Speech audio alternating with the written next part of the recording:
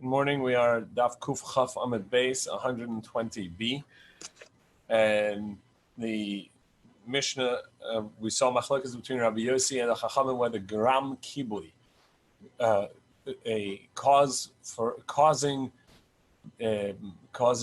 extinguishing of a fire indirectly is prohibited or not. Rabbi Yossi holds that gram kibui aser, that it would be prohibited. And the Chachamim, the Tanakama, hold that it's permissible. We're going to ask a contradiction in regards to indirectly or secondarily causing a prohibition, according to Rabbi Yossi and according to the Chachamim.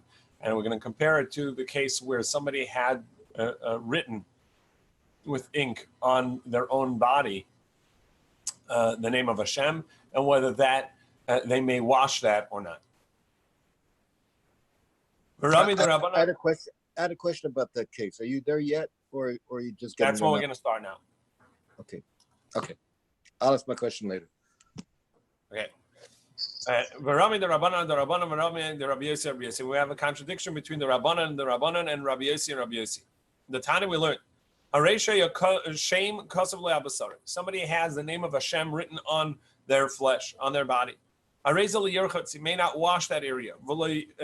He may not put oils on that area. It may not stand with that area uncovered in a dirty place. What happens if he must go to the mikveh because he is tamei and he has a mitzvah to go to the mikveh? Maybe he has a korban to bring, it's Pesach or whatever it may be. So he takes a let's say a seaweed, a type of stretchy material, and he wraps it over it, and then he can go to the mikveh. And the Gemara later is going to ask, wait, how can you do that? It's a chatzitza, the water won't get there. Rabbi Yossi says, no, he may go to the mikveh kedarka as he normally would.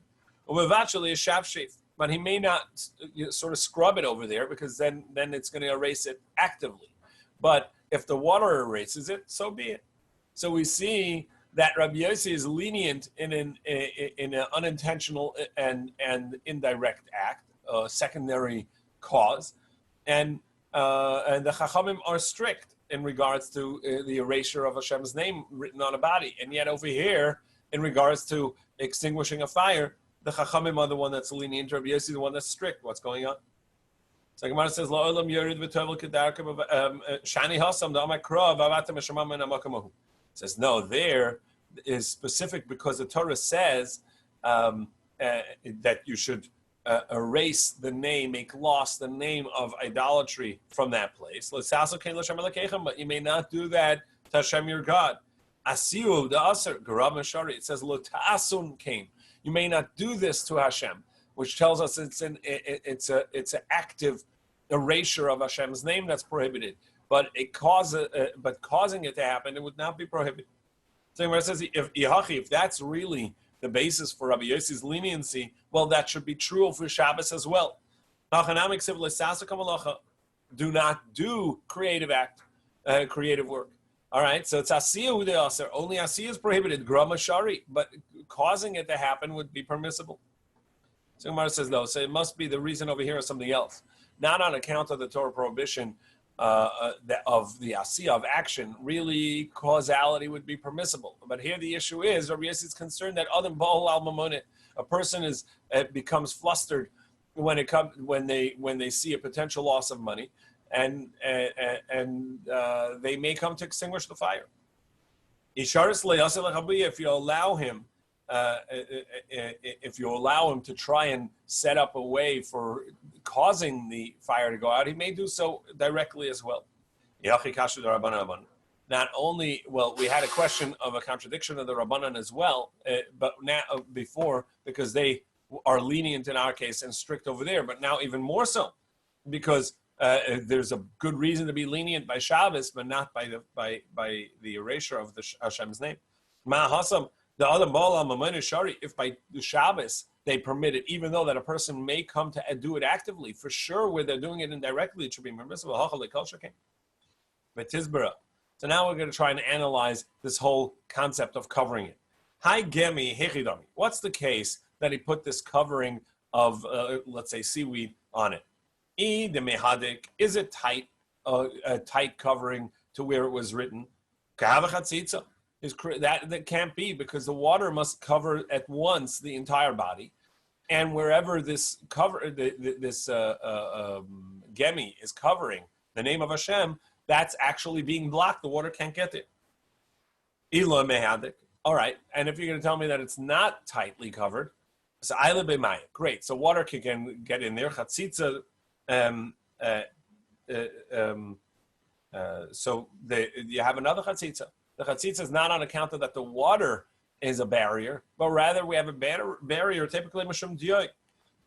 That we have a problem of a barrier on account of the ink, because again, as we said, the water has to get everywhere on the body, and over here the water is getting to a place on the body that's covered with ink, and a person doesn't want that ink there. They want to wash it off essentially, but they're not allowed to. And so therefore it's considered a chatzitza, a barrier. So Gemara says, we'll talk about balacha. It's still wet. So the ink is wet enough that when going into water, it'll count as not as the water mixing with another liquid, and will not count as a barrier. The Tanya, as we learned, hadam, blood, vadio, and ink, vadvash, and nectar or honey, v'chalav or chalav, and fats or milk. Either way, the halacha is any hardened substance is going to be a barrier. When they're loose and soft, it will not be a barrier. Yeveshin chaytzitzin. If it's dry, it's going to be a chatzitza, a barrier for the water. Lachin, ein chaytzitzin, it's not a barrier. And so too over here, we're talking about that the ink is still wet. So this happened pretty quickly, pretty soon after having written Hashem's name on the body. And he's going to the mikveh. So makom kasha. In any case, we have a question. So what's this gemi doing there? And the contradiction of the Rabbanan. The Rabbanan here, they're lenient in regards to Shabbos. They're strict in regards to the name of Hashem. Can I ask my question? So rather, Rabbi Shela says, "Hainatame the Rabbanan." This is the reasoning of the Rabbanan.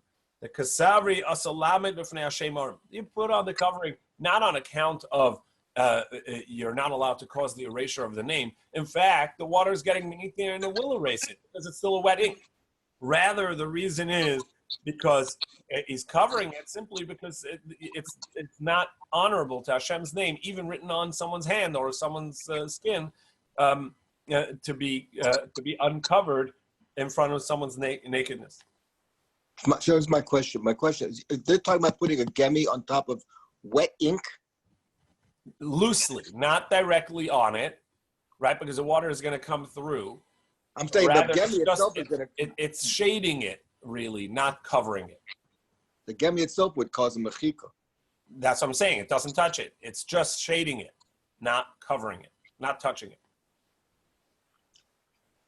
It's just so it doesn't. So it's not disrespectful to the name of Hashem by walking naked into a room with it. Mechlal, and says, okay, fine. So according to this, Mechlal Rabbi Yossi Savar mutul ame b'fnei Hashem arim. So you're saying the Chachamim say you have to cover it in order that Hashem's name not be exposed when someone's unclothed. Okay, well, according to Rabbi Yossi, he's saying that's permissible. What about him? So it says the Monach Yodei Lavei, he's covering it with his hand. The Rabbanan Nami, the Monach Yodei Lavei, according to the Rabbanan also, he could just put his hand over it. Zimin the Mishli, he may forget V'shakale and he's going to take his hand away. Rabbi Yossi Nami Zimin the Mishli V'shakale, so that's a problem according to Rabbi Yossi as well. Ella Ida Ikagami Achanami. So rather, Gemara says you're right. If he has access to something that he can cover the name as he goes into the mikveh to bathe, Achanami, for sure, that would be the correct thing to do, both according to the Rabbanan and Rabbi Yossi. But the question is, does he have to go and find a gemi? Rabbanan savri tvila bisman alav mitzvah. The Rabbanan say, yes, it's true that somebody that is tummy should become tahor, should go to the mikveh, but they don't have to do it right away. It's not a mitzvah to do it at the first opportunity. So if you don't have a covering to Hashem's name, go find one. You cannot go in without the name being covered. Now, here, I don't understand. If you're waiting, it's for sure going to dry. And once it's dried, it's a chatzitza anyhow. So I'm not sure in what case, if you're going to look for the gemi, you're going to have a still wet gemi, a still wet, let's call it seaweed, still wet name written on your body of Hashem's name, that the ink is still wet and not going to be a barrier between the water and your body. But in any case, the idea is that the Gemara is learning now that according to Rabbanan, you have to go get the gemi to cover the name out of honor and respect to the name that was dishonorably written on someone's body, and before he becomes unclothed, because it's not respectful to the name of Hashem. And if he doesn't have one, so push up the mikvah, because mikvah tvila bezmana is lav mitzvah. Going to mikvah when one has the opportunity to is not a mitzvah in and of itself. And therefore he has to go find something to cover. Rabbi Yossi Savar, however, Rabbi Yossi says tvila bezmana mitzvah. It's a mitzvah to go to the mikvah as soon as you can.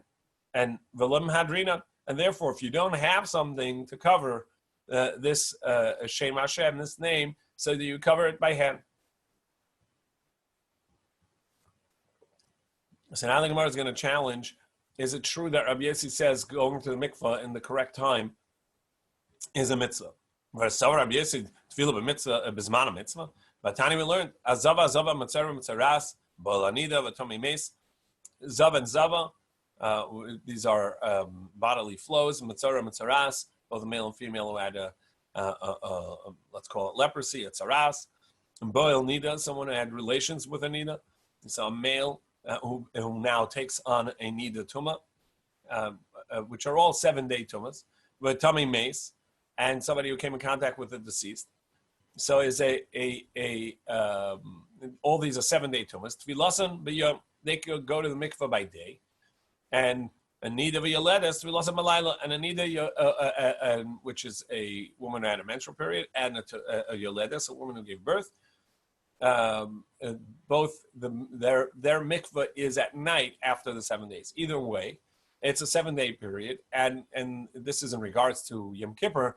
This brisa that if the 7th day is on Yom Kippur, they're allowed to go to the mikvah on Yom Kippur. Baal Keri, Yom Kula, and Baal Keri, somebody who had a semen emission, is also going to go to the mikvah anytime in the day that it happens, because again, as we learned in brachas, according to the enactment of Ezra, one would not daven or learn Torah unless they had gone to the mikvah after a semen emission. So if that happened in Yom Kippur, he's going to go to the mikvah. However, Rabbi Yossi, from the mincha and on, he would not go to mikvah because it can wait until the evening. Even though that now, since you can go to mikvah, you should go already right now. So you see that according to Rabbi Yossi, you don't have to go to mikvah as soon as you can. So here, Rabbi Yossi, Rabbi Yehuda, the Amar Dai Tefillah B'Achrona. Now that's a different Rabbi Yossi. That's Rabbi Yossi, Rabbi Yehuda, who says that you only need to go to mikvah at the end. That the scenario that Rabbi Yossi, Rabbi Yehuda is talking about is something we saw in Gemara Nida. If a woman gave birth, but she doesn't know when she gave birth, and we know that for a male and for a female, there are different times that you have to go to the mikvah after birth. There's 7-day period and a 14-day period for a male or for a female, respectively, and then there's another. And then at the end of 40 days and then the 80 days. But since it could have been any number of days, so that there would be going to mikvah multiple times. The Gemara there has various calculations of when she would have to go to mikvah, 35 times, etc. And Rabbi Yossi Yehuda says, no, she doesn't have to go any of those times. She could just go at the end, because you don't have to go to mikvah every possible first time available, but rather, since in any case we don't know whether it was the correct time, just wait till the end when it's for sure past the correct time, and then you could go. So you see, Rabbi Yossi Yehuda over there is of the opinion that you don't need a mikvah at the first available moment.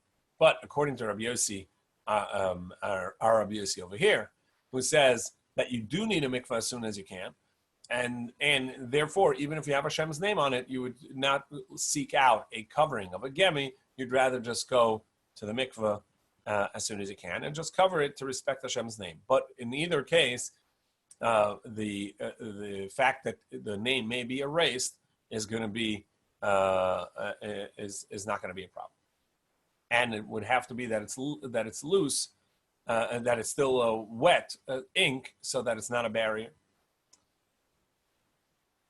This is the end of that discussion and the previous discussion of what three things, both in food, in clothing, and in Sifrei Kodesh, you're allowed to save when there's a fire. And obviously, as we were talking about, a fire that is not a danger to anyone. Mishnah. So the Mishnah says, okay, so we're in this scenario of a fire that is not a danger to self or to others in the community. It's Nachri Shabbat Chavos. But a non-Jew, someone sees the fire and comes to extinguish the fire. Ein umru lekabeh. You don't have to tell him. You're not allowed to tell him. Go ahead and extinguish for me, because then he's doing the act for you. And amir la'akum shvus there's a prohibition of telling a non-Jew to do work for you on Shabbos directly. Sometimes there is an indirect that's allowed, depending on the need or what act they'd be doing. But in any case, there is a Issa D'Rabbanan. There is a prohibition of telling someone to do a malacha on Shabbos for you. So you can't tell them extinguish the fire. You also do not need to say don't extinguish the fire, because it's not your act. Because his resting on Shabbos is not incumbent upon us at all. He's acting on his own, as the Gemara is going to say, and this is his action. Aval katan shabbat Shabbos. But if a minor comes to extinguish a fire, you don't allow him to do it because his prohibition on Shabbos is incumbent upon us in any case, because it is our responsibility to make sure that he would not break Shabbos by extinguishing this fire. Amar Rabbi Yami, b'dleika hitiu, by a fire that there's many items that could be lost. You're allowed to say anyone who extinguishes a fire will not lose. So you're essentially implying to the non-Jew, go ahead and bring your buckets of water and put out the fire, and you will not lose, indicating that I'll pay you for it. But I can't directly ask you to do it. Ask him to extinguish the fire and say, I'll pay, or please do it for me. So name him a. So let's say we can prove, we can infer this from our Mishnah alone. We don't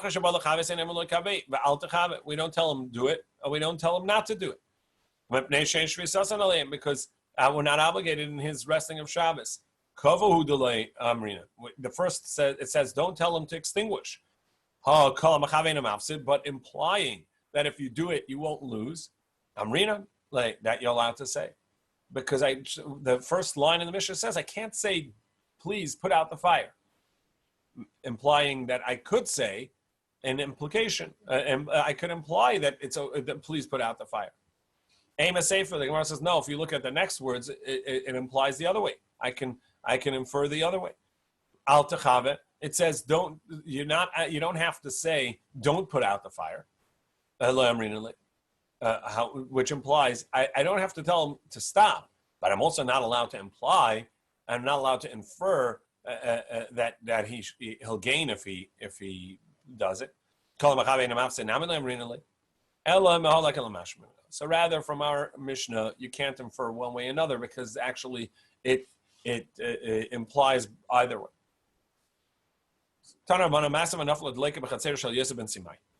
There was a story, a fire broke out in the courtyard of Yosef ben Simai, B'Shichin, in this place.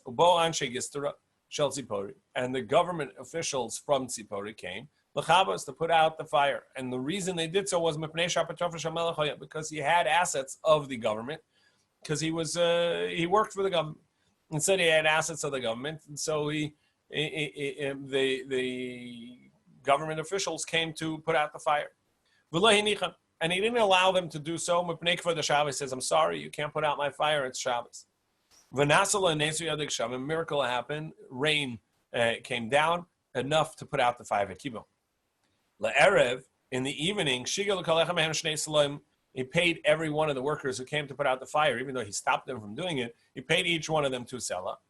And and to their leader, 50 selah. So he paid them nicely for the work they did, but he had stopped them. When the Chachamim heard what he had done, Amru, they said, he did not need to stop them, even though he couldn't ask them to do it, or even perhaps not even imply that he would pay them, which we still don't see from our Mishnah one way or another. But nevertheless, Rabbi Ami says that he is allowed to imply, and that would be okay. But he didn't have to stop them for sure. You don't tell him to do it. You can't tell him directly to do it, but you also don't have to stop him. And as Rabbi Ami said, you can even imply that you would pay him later if he does it. So for sure, when they came on their own, there was no need and no reason to stop them and send them home. So this Maisa, that he had no teretz and he just didn't know the halacha? Sorry? He had no teretz. Why he said it to them? He just didn't know the halacha.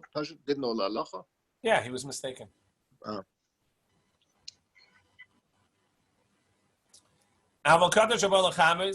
And Mishnah says, but if a minor comes to put out the fire, we don't allow him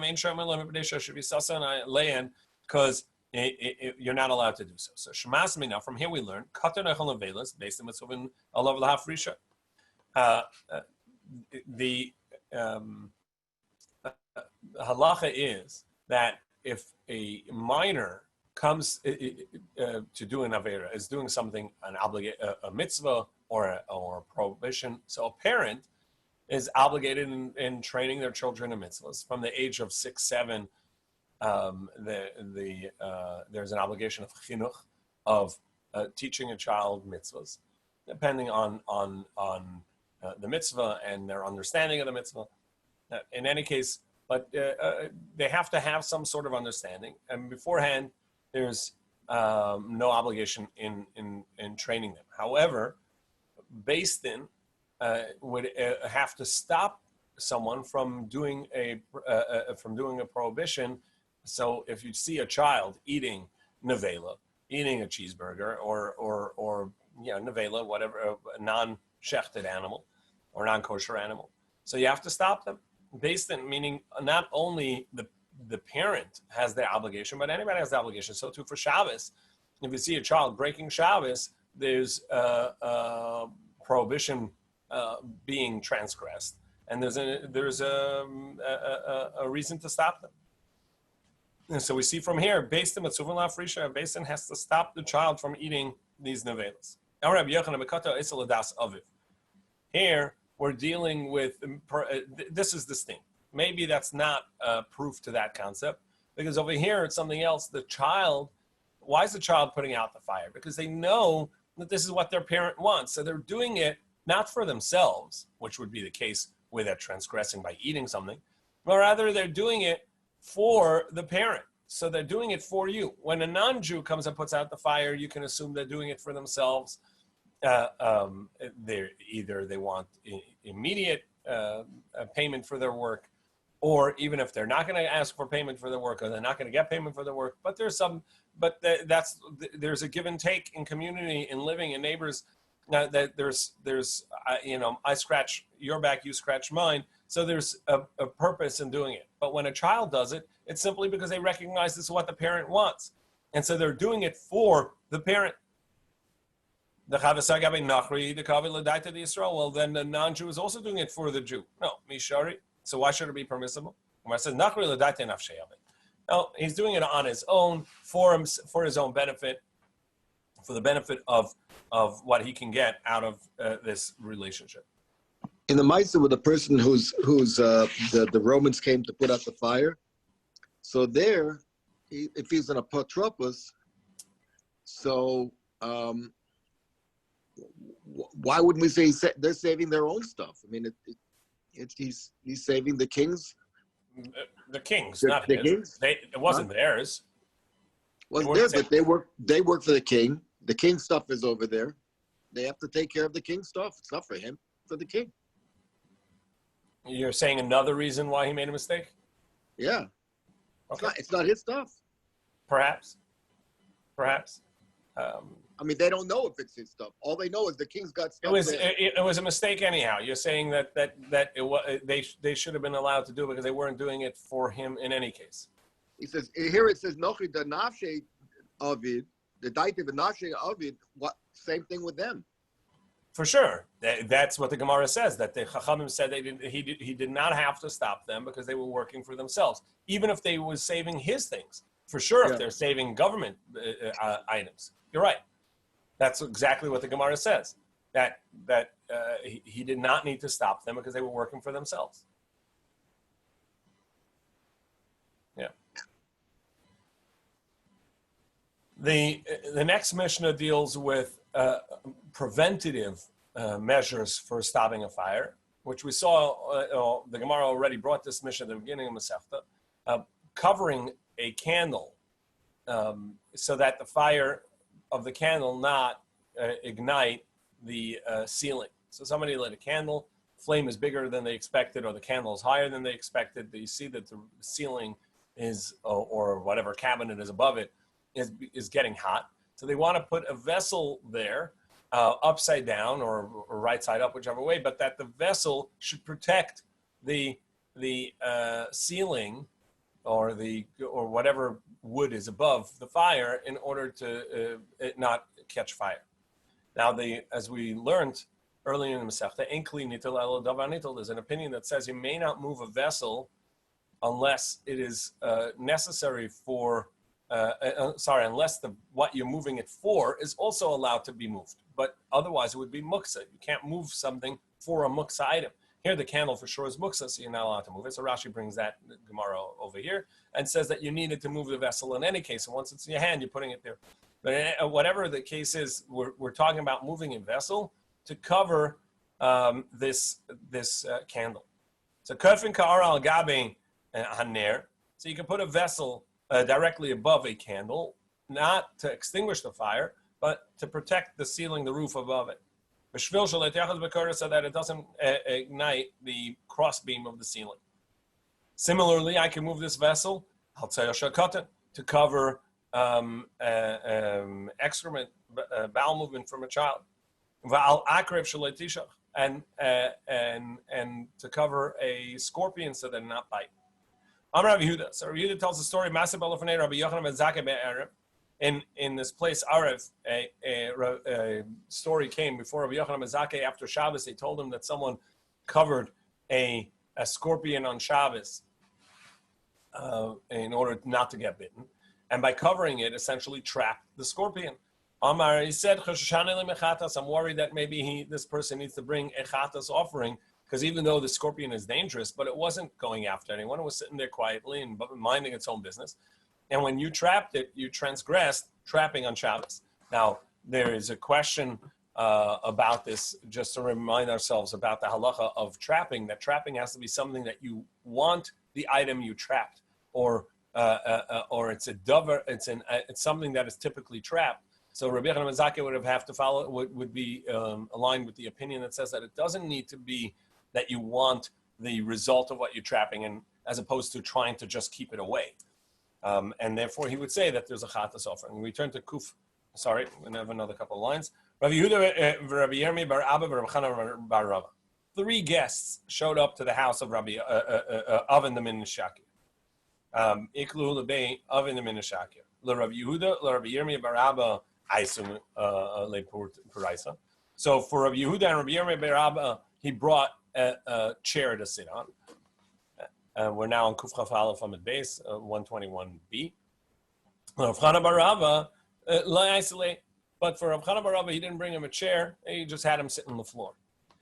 Ashkechei, and so Rav Chana bar Rava was less than perfectly pleased by this hospitality. Ashkechei, Masle Leile Brei, and he observed that this oven, the Menashakia, was teaching his own child this halacha of our Mishnah, that tzara shel katan, you can put a vessel over to cover it, and he said the reason is b'nei katan, because a child may play with it and then get dirty. Amalei Avin Shatya Masne Shitusa Libane. Avin the fool is teaching this halacha foolishly to his son. Because you're allowed to move the excrement itself on account of, and it seems like this was a thing back then, to give it to the dogs. So and anytime you're allowed to move the muksa, the waste, the bodily waste. So if you're allowed to move it, so then just pick it up and move it. And if you're going to tell me, no, it's muksa on account of that it wasn't there yesterday, and there's a muksa, as we learned earlier in the Masechta, there's a muksa of nolad, something that wasn't there before Shabbos and became something on Shabbos is muksa. The Gemara is going to say that doesn't apply here because it was already in process of becoming something before Shabbos and became and developed into something on Shabbos. That's going to be permissible. Over there, the case is oil press. So you have olives already in the press, and it's just going to run out on Shabbos. So to over here, this is already in the body of the child, and eventually became developed completely enough that it came out on Shabbos. So it's not considered a new item, and therefore it's not muksa on Shabbos. And so you can move it and seemingly give it to the dogs, which I guess was a thing. But Tani, we learned. The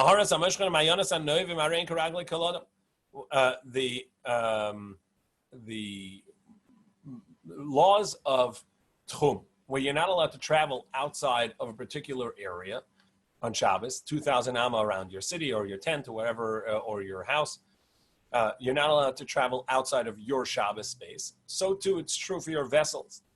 Your vessels must remain in your Shabbos space.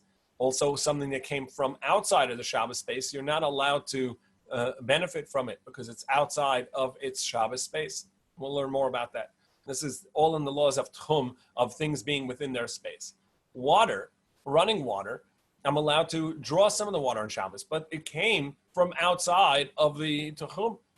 By the time Shabbos came in, this would have been miles away at the time the Shabbos came in. So the Gemara says, nevertheless, wherever you are, you're allowed to draw from the water. So to over here, what the reason is over there, because it's in the it's in the process of coming here. It's already set in motion to come to here, and therefore when it comes here, this is where it was meant to be at the beginning of Shabbos, based on all the trajectory. This is where it was going to be. So too, this new development, this child having a bowel movement, and you need to move this on Shabbos. It's not considered a nolad. It's not considered something new on Shabbos. It's not muktzah. You're allowed to move it. Later, the Gemara is going to ask a question. Basically, we know that you're allowed to move waste simply because it's disgusting to Shabbos. You can't leave it around. So Avin, the host, asked Rav Chana bar Rava, okay, so what should I have taught him? What's the basis of this? That really what you should teach him is not on children's waste, because that you can move anyhow, but it's on waste coming out of a chicken, because that has no use. Mipnei katan, on account of a child may get dirty from it and play with it. But typically, to have a glaf shel rei. So why don't we say it's like a waste bin, it's like a bedpan, which you're allowed to move in any case, simply because it's disgusting, and you're allowed to clean that out and move it away on Shabbos, like you're allowed to take out your trash, etc. And if you're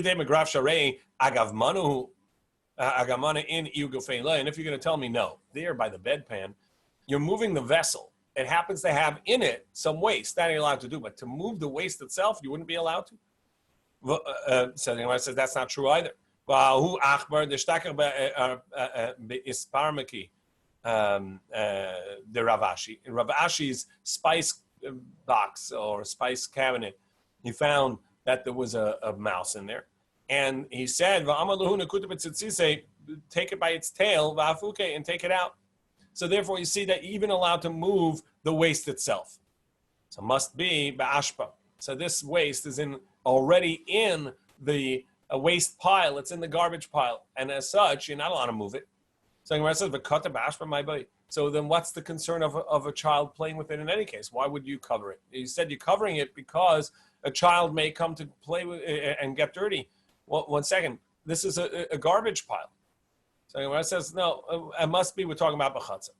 We're talking about in the courtyard. Well, in the courtyard, you're allowed to move it because it's disgusting for Shabbos. Chatza nami graf sharehu. This is going to be, we're back to square one. This is a waste pile which you're allowed to move anyhow. Where it says ba'ashpa shebachatza, we're talking about the trash pile within the courtyard. The child may play with it, but nevertheless, you can't move it because it's already in the pile where it's supposed to be. It's in the compost bin. And therefore, you're allowed to put a vessel over it, and that's what we're talking about. Okay, so we saw the Mishnah. You can cover a fire so that it does not cause a fire. Cover a candle so it doesn't cause a fire by catching some of the wood above it. You can cover waste, which is not allowed to be moved itself, in a place where it's not allowed to be moved. In other words, it's in a garbage pile in any case, but a child may play with it, so you can put a lid over it. Val akrev shalei teshach, and over a scorpion that it not bite. On Rabbi Shua Levi. Rabbi Shua Levi said, "Kol hamazikin ne'aragim b'Shabbos." Anything that can cause injury, anything that is a mazik, a damager, you can actually kill them on Shabbos. Masav Rabbi Yosef. So Rabbi Yosef challenged. No, there are only specific types of things that you're allowed to kill. Chamisha neheragim b'Shabbos. 5. Ve'elohen zvuv sheberetz Mitzrayim. The Egyptian fly. V'tzira shebeninveh. And the, let's call it hornet of Nineveh. And va'akrav shebechadiyab. And the scorpion of this place that we saw earlier. There was a Jewish queen, Helene. She converted, the queen converted, and her son became one of the Chachamim and converted in northern Iran. So the scorpion of Chadiyah, and v'nacha sheberetz Yisrael, and a snake from Eretz Yisrael, v'kelev shota b'chol makom, and a rabid dog anywhere. So these are the ones that are dangerous that you can kill regardless. But the others, you're not allowed to just kill. Mani. So whose opinion is this? Ilema Rabbi Yehuda. Is it an opinion of Rabbi Yehuda? So he says that even any malacha, which killing is a malacha, it's a Torah prohibition of shechita, one of the 39 malachas, it would be prohibited even if you're not doing it for its benefit, meaning you're not doing it for the end result. Nevertheless, it's going to be prohibited. You're trying to get rid of something. You're not killing the dog for its hides. You're not killing the snake for the snake skin. You're not killing the scorpion for some sort of a need that you have from it. You're just trying to get rid of it. So that's a malacha she'ena tzricha legufa. You're doing the work of killing, but not for the benefit of the end result of what it's going to give you. Rather for the absence of it, which Rabbi Yehuda says, nevertheless, is a Torah prohibition. So that should be prohibited in any case.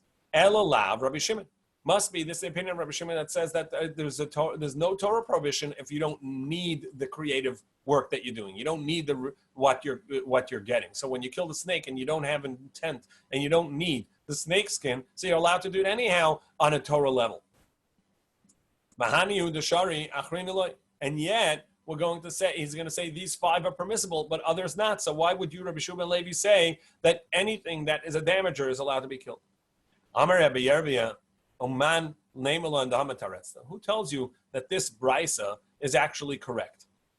Dilma Mishabeshtami. Maybe it's an incorrect brisa. As we know that there were many brisas which are essentially outside texts that were not included in the Mishnah, and they were shorthand notes that the students took and had from their teachings, from their teachers' teachings, and they were collected. So even the Mishnayos that were collected were by Rebbe Yehuda Nasi, And the brises that are authenticated are the brises that were collected by Rabbi Chia and Rabbi Shaya. But this brisa is not one of those. This was another brisa, actually, as the Gemara is going to tell us. It was from Rabbi Yosef. Well, who tells you that this is a correct text? Maybe the text itself is a mistake. Amar Rabbi Yosef, Anna Masnina La. You're right. This is my brisa that I collected. But Sivnila, and I asked the question in the Academy of Rabbi Shua Levi. But I have an answer for it. Baratzu Acharav. This Rabbi Shua Levi says that you're allowed to kill any animal that's a damager is when they're chasing you. And everybody would agree to that, even Rabbi Yehuda. The Rabbi Bar Huna. So this was taught in front of Rabbi Bar Huna. Somebody who kills snakes and scorpions on Shabbos, the Chachamim are not happy with this teaching, with somebody who does that. If somebody kills animals on these dangerous animals on Shabbos, the Hasidim are not happy with this. Amhalei, so Rabbi Bar Huna said to the teacher, very nice, that the Hasidim are not happy when somebody kills a snake on Shabbos, but the Chachamim are not happy with those Hasidim either, because they should not be worried about somebody killing dangerous animals on Shabbos. But this statement of Rabbi Bar Huna is in disagreement with his own father, because Rav Huna, he saw somebody that killed a zibura, let's say a hornet on Shabbos or a fly on Shabbos. Amalei shlaminu lekulu. Very nice. You're afraid of this, and so you kill this animal. Did you kill this fly? You killed all of them, right? In any case, so what do? You killed one mosquito. There's many more after that. So there is no reason to do this. Taner Rabbanan, the Brisa taught, if somebody meets, happens to encounter snakes or scorpions on Shabbos, Hargan, if he was able to kill them, so you know Hashem gave him the opportunity to save the world, save people by killing these dangerous animals. However, if he did not get to kill it, that they came there to kill him. In other words, that his life was in danger on account of he needs to do tshuva. And a miracle happened from Shemayim, Hashem saved him. We'll continue with dangerous animals on Shabbos tomorrow morning. Bezes Hashem.